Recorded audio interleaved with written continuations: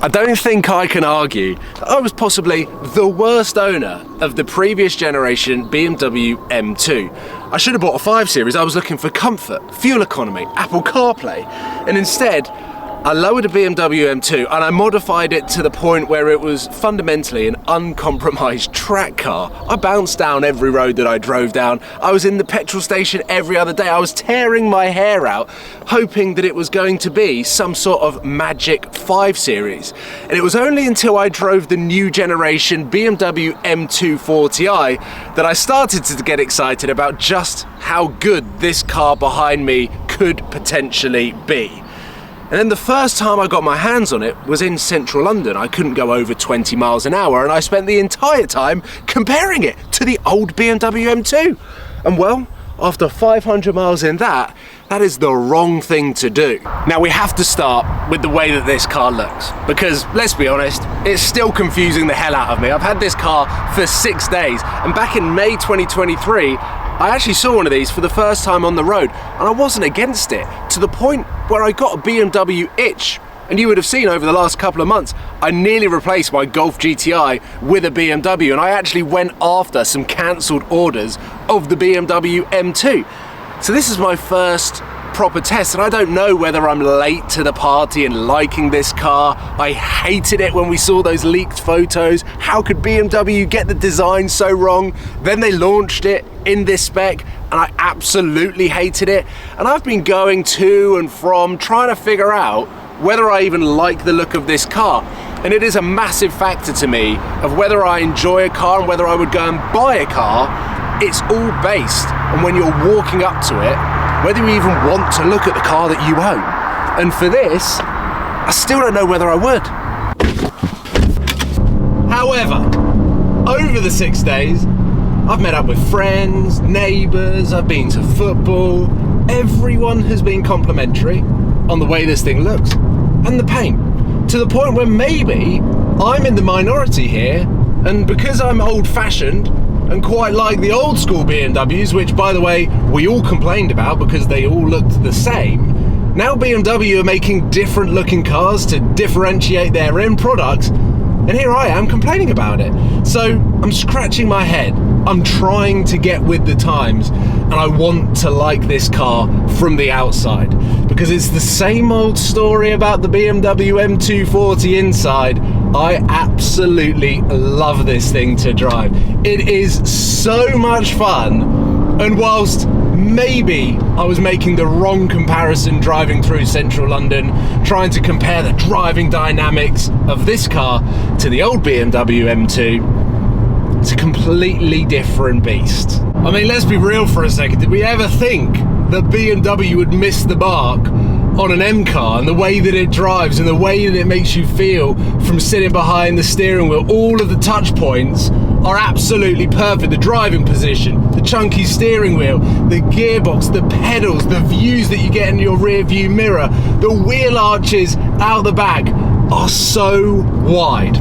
Now, the only thing that I would say, if BMW could just make the wheels fit the wheel arches a little bit better, that would be great. And the way that it sits from a suspension setting, I understand BMW have to have the element of comfort and practicality and daily driviness, because that's what the old BMW M2 was missing, but then also have all of the performance and the breadth of ability, and I suppose just how encompassing as a full package this car is. Yes, it's got 2 doors.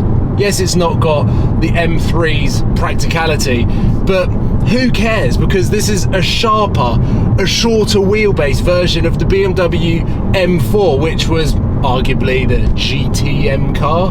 This is the outright hooligan that is chasing after the lazy old BMW M4. When you think about it, this is the yappy little terrier that's chomping at the heels of the dog, doesn't really want to run anymore. It's a little bit too heavy. The joints are a little bit too old. That's the M4. And hopefully, over the next 24 hours, we'll meet up with a BMW M2 owner who has also owned a BMW M4 to get the full comparison. It's a great car. Do I like the way that it looks? Still no. Do other people? Yes. Do I applaud BMW for going down a different route of designing this car to make it different, to make it stand out? Yes. The fact that other people like this car, you don't have to look at my opinion for that. I think BMW are creating two cult heroes here.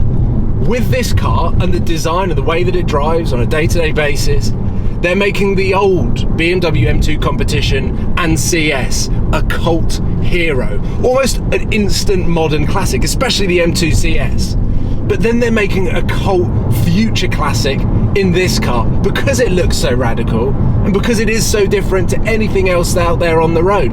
It's a little bit like the previous generation Toyota Supra. And that excites me. And I think when I hand the keys back to this car and swap it for an M3 Touring, which is going to be a really cool, aggressive, have all the road presence with the wheel arches out like this, I've gone to the gym. I'm thoroughly enjoying every single mile in this car and the amount of attention this gets on the road. I can't believe it for a 65 grand car. Gets nearly as much as the McLaren Artura did. That's nearly a 250 grand supercar. It's ridiculous. But as the sun starts coming out, I need to make my way around the M25 to meet up with someone who has actually spent their own money on this car, and I'm going to get their perspective of what it is like to own the brand new BMW M2. Now I've just parked up to meet with a friend who's got his own one, and oh my god, mate. You've made it look good. How's it going? How are we? Yeah, very good. This reminds you of your A1 back in the day. No. This is so much more aggressive. You've had it lowered, spaced. Yeah, do you want me to walk you around what we've done? Go on then. So R44 did it all. So we've done the front splitter, which is, as you can tell from your one, it looks weird, doesn't it? Yeah. It should have come like that from factory. I've smoked the headlights, something which we've just done. Oh, that is sick actually, yeah. Subtle details like that. Yeah. We've lowered it. Yep. So they did the springs, they've spaced it. The wheel sits so much nicer in the wheel arch on yours. And then obviously the spacing makes a huge difference here. Yeah. And like, they just sit so high from stock. Mate, that's what I've been talking about. Yeah. I know that the light colour highlights what I think is a god-awful design. Yeah. But in black, how much of a difference? The wheels look terrible when they're not, like, if you see here, like, it just doesn't look right. I know. Anyway. We're here to talk because you've actually spent money and you own this car. Yes, I own it, yeah. Whereas I've watched a whole bunch of reviews of people that have borrowed it for either a day or a week like myself, but you're living with it. But what's also quite interesting is you've had the G Series M4, which obviously this is the short wheelbase version of it. Yeah, so with the M4 I just didn't really, I don't know, I thought it was good, but there was something wasn't quite right. It was missing something. Bit wallowy, not as sharp. But this is like obviously M3 engine. It feels good. Tracked it. Yep. How was that? I mean, I feel sorry for the car, but it was good, and it worked. Like the previous M2, you could only have 2 or 3 laps, and then it is all on fire. With this, it was 4. It was 4. With this, it was good. It was really good, and it lasted well. Yeah. So it was really impressive. Probably needs some stickier tyres. If you get some semi-slicks on it, it will be good. But all in all, it was keeping up with GT3s on a track day. Probably shouldn't have been. Probably. There's not much tread left, but it was good. But all in all, great car. I love it, and I'm not going to sell it for a while because I don't know a better daily at the moment. Really. Okay, yeah, I was going to ask, how is it in London? In comfort mode, and I just use my moped in London, so you don't really drive it. No, I don't. But on a drive, it's really good. Yeah. Around about town, it's good. But yeah, it's genuinely mega. And I was going to do the wheels gold, and then I just thought bronze. I just thought this is way cooler. All black is way cooler. I just thought why? I just don't want to ruin it. And then I was going to Saturn PPF it, and I thought I like the gloss paint. Yeah. I don't want to just do that. You've had an old M2, right? Yes, hated it. It was awful. I think the M2 comp was everything the M2 wasn't. So this is way better. This has got M4, M3 driving, but it is an M2. So it's a sharper M3. What would you have then? A used M4? Yeah. Or a new M2? New M2. All day long? All day long. Well, things just got a little bit interesting. Earlier than expected, at 7 o'clock this morning, BMW swapped out the M2 for this, a fully stealthed out 2022 BMW M3 Touring. So we wave goodbye to the M2, the rowdy teenager that is just about getting to levels of maturity. It's definitely more grown up than its predecessor, but this is very much an adult car in form that never really grew up. And I'm very much looking forward to testing this. I've got a whole plan for this week with the M3 Touring. We are very much going to be going on a tour, doing exactly what this car was intended. But I was blown away by the M2, the explosive nature of when you really dial everything up, how it switches personalities and can go back to being a comfortable daily driver. It very much is the complete product if you really think about what a baby M car is supposed to be. Maybe a little bit too grown up, but you can have so much fun behind the wheel. Yet I still don't get the looks of the car, a little bit like the M240. I was blown away by how that drove, just like I am with the M2. BMW are definitely making modern cult classics already, and I can't wait to see what else they come out with, because I had a lot of fun driving the M2.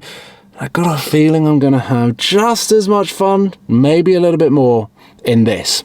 Hopefully you've enjoyed this video. Let me know if you've got an M2 on order, or whether you're considering buying an M2 or a used BMW M4, because I feel like they are the two considerations that if you're going to go and spend 65, 70 grand, they're your two best options. I'll see you soon, guys. Take care. Goodbye.